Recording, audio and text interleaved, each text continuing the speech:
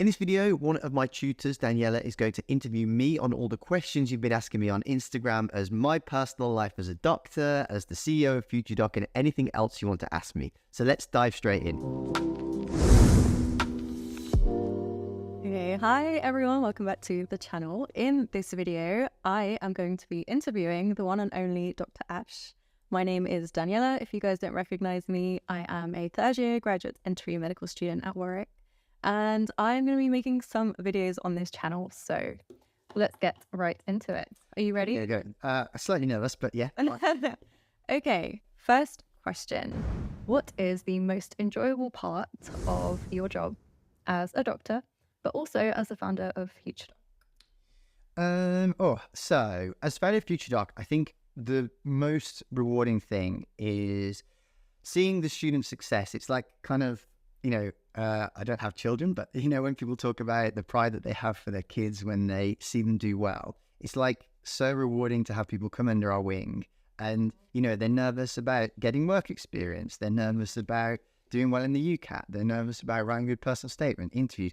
And like each stage of the way, you can see how the things that you teach them, you can see them, you can see the pennies drop, and you can see as they're growing and learning the kind of person they're becoming. And then what's really nice is that along the way, there are these hurdles of success where you see them do really well, and that's like a nice little thing. But at the end, more often than not, it culminates in them getting a place and kind of a very important stage of their life. You are, there's a fork in that road that you are taking them down, and you're taking, and I know now, being, 15 years down that line, knowing what that equates to and what life that leads to, and the difference between the haves and the have-nots. Because, I went to my local comprehensive school where we had great students, we had people who ended up in prison, and I can see the difference between, that impact that will have on people's lives later down the line. So when they get offers or when they get any success, really, it just really fills me with pride, but just more kind of happiness for them and someone who has taken responsibility for really trying to do something great with their lives, and I can see that they're on the way to achieving it. Probably second part as a doctor. I love people. I'm a people person, and some people get their energy from people, and some people get their energy drained from people. And I'm always someone who kind of has that social craving, and I think with patients, it's just the fact that, you get to know so many different people, different walks of life. Sometimes I'll do some, when you work in A&E, obviously you're helping people, who are really in extremis, as they say, on some people in a really bad way, and you help bring them back. But then again, when I do the less severe stuff and it's more, patients are more well and you can just have a nice chat with them, I find that really interesting as well. I love, I just love interacting with people. And I think even if I win the lottery, I know that even if I win the lottery and I never had to work again, I would still definitely do it, because it's really, to me, that's a really important thing, and a really thing that keeps you fresh and young and, just energized about life for me personally. Nice, cool. Thanks for sharing that. So my second question is, I am considering going into something surgical or something like anesthetics, because I quite like how hands-on and practical it is, and the acute aspect of caring for people. What would your advice be for me if that's the specialty that I'm looking into? I guess one of the biggest things that you need to, once you are in the stage where you're choosing what to do with your medical career, because I went through medical school thinking I'm going to be a doctor. I didn't really think about what kind of doctor.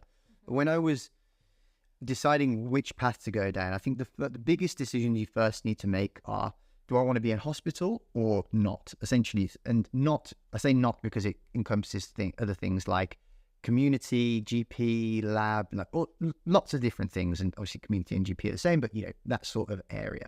Then once you decide that you want to go down the hospital route, I think you need to decide, do I generally want to be surgical or do I generally want to be medical?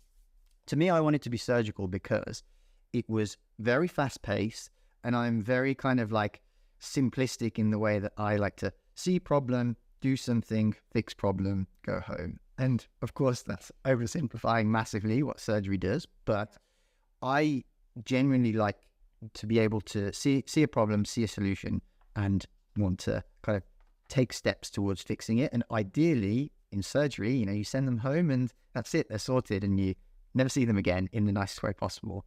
So that's what helped me understand what I wanted to go into.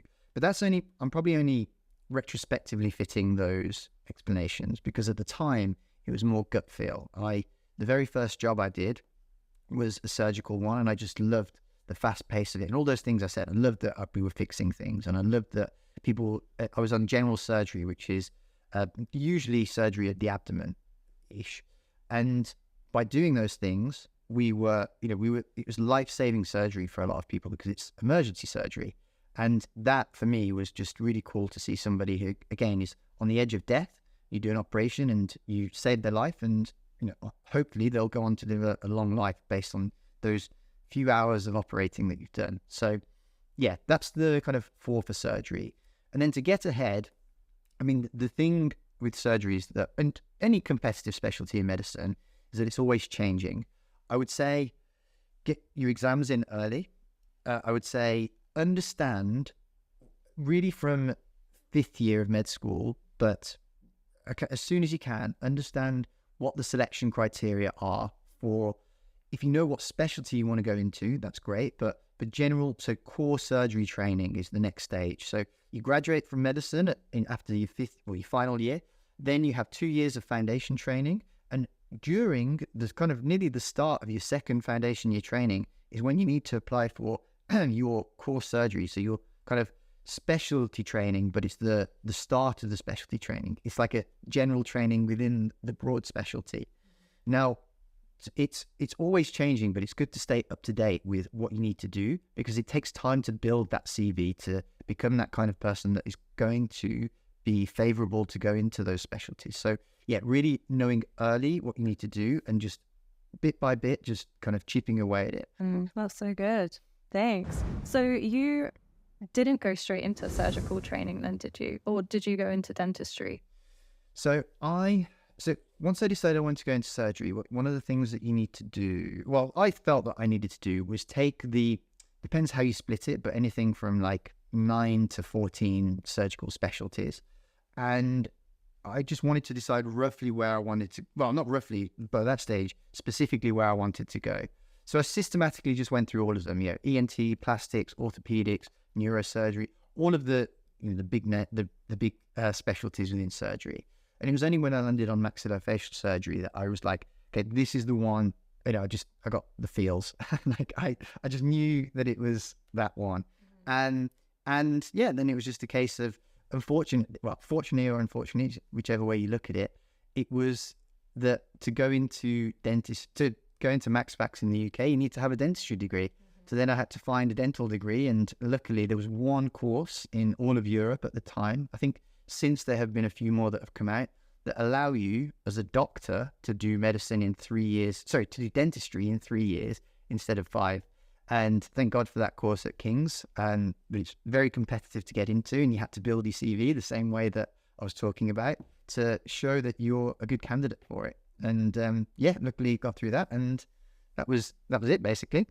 Nice. So if you guys are interested in hearing more about dentistry versus medicine, check out this video. Yeah. Did a good dentistry versus medicine one, for which one you might want to consider as a career. Great. So my third question is that I am loving medical school, and I am super happy that I'm going into a career in medicine. However, I don't know if I'm going to be doing this forever, and I would love to maybe start my own business one day. And I know that you started FutureDoc. What advice would you give me if going into business is something that I plan to do one day? Well, I think medicine in general will give you two things. It will give you a great backing and a great degree that will always give you something to fall back on, but will also, like, I'm not comparing it to going through the military, but it's kind of like a discipline that you have to develop, a rite of passage by going through medical school that will give you some skills that will never leave you. But it's also like a badge.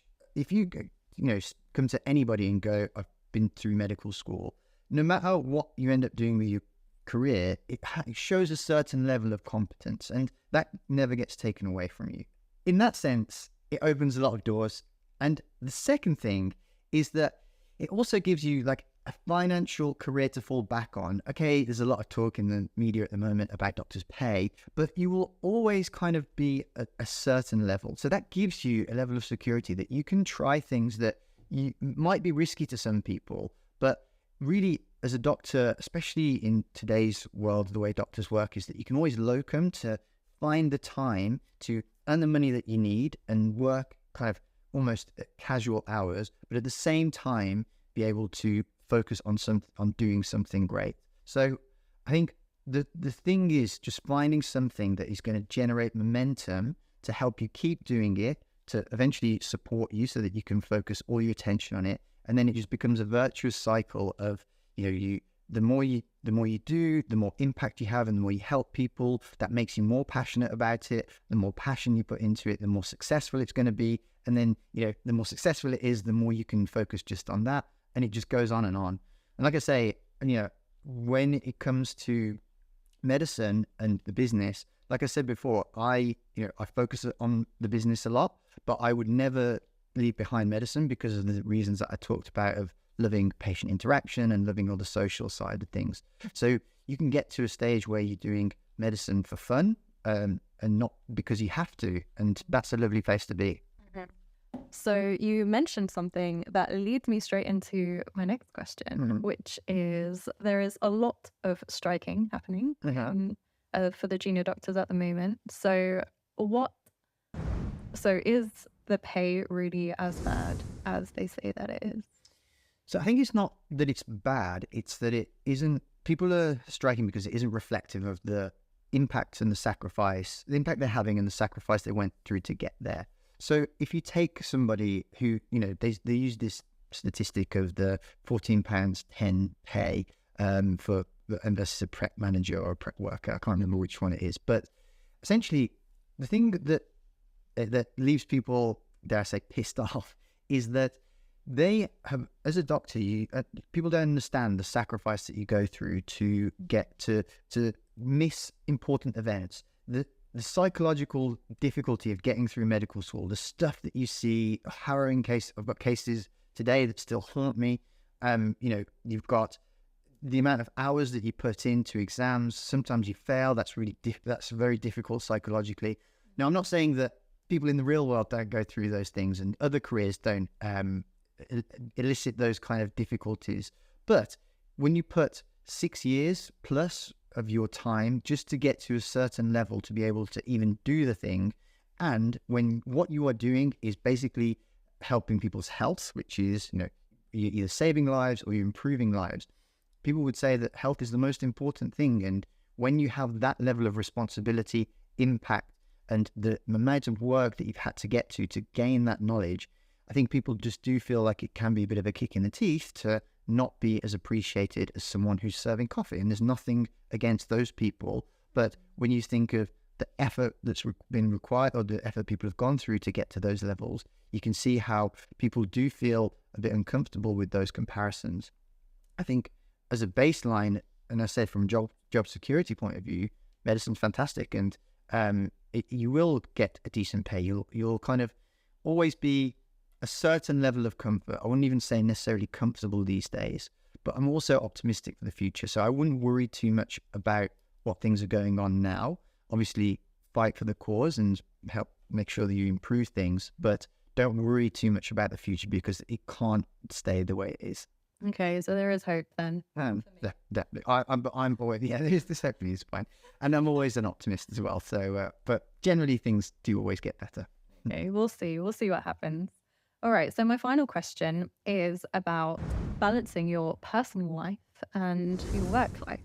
Obviously, having a career in medicine is very demanding. It requires a lot of sacrifice of your time and your energy. So running FutureDoc and working alongside that as a doctor, how do you manage to fit everything else in? How do you organize your time? Yeah, I mean, there's a paradox here. And actually, we had a similar question where we did the same video, but me interviewing Daniela. So you can check that out here, where I asked the same question to her. And really, again, time management is a kind of like a go-to answer, and it's so true. But there's this paradox when it comes to your time and being very busy. I don't know if you've ever heard the saying of like, if you want something done, you give it to the busiest person. Because for some reason, people who are busy and are organized, they will find ways to get stuff done that they need to, and are in that mode of getting stuff done. So I think there's this weird paradox about being a medic, that you have a lot of your time is taken up by studying, by the work, but also what happens equally when that is the case is that you need to make sure that your time off is really well utilized. And because you are forced to really think about that, people are very organized, and it means that they actually end up getting more done in their time off, or they make the most out of their time off more than the average person who's got infinite time. They almost say that like infinite time to yourself is a bit of a curse, because you tend to have, and you can probably relate to this yourself or anyone watching, that when you've had one of those days where you literally have nothing on your calendar to do, that, okay, aside from days where you're basically just relaxing and trying to unwind and purposely doing that, when those days where you kind of time just kind of expands into nothingness, you get nothing done, and it's very unproductive. I don't know if you find that sometimes. Yeah, definitely. So yeah, I find that actually the busier I've been with other things like medicine or FutureDoc or whatever it is, the more I really make sure that the time that I do have off, I make the most out of it. And I think that correlates to times when I was at busiest in training or working as a doctor, was the times when I really like organized my schedule to make sure that when I had that week off, I went away on holiday, or we did a ski trip every winter, and we made sure we prioritized that. So it does force you to make the most out of your time, and by virtue of that, you will make the most out of your time. So I hope that satisfied some of the questions that you wanted to know about. If you want to know more about you, how you can personally get into medicine or dentistry, just check out this video here. Otherwise, I look forward to seeing you in other videos in the channel, and thanks for watching.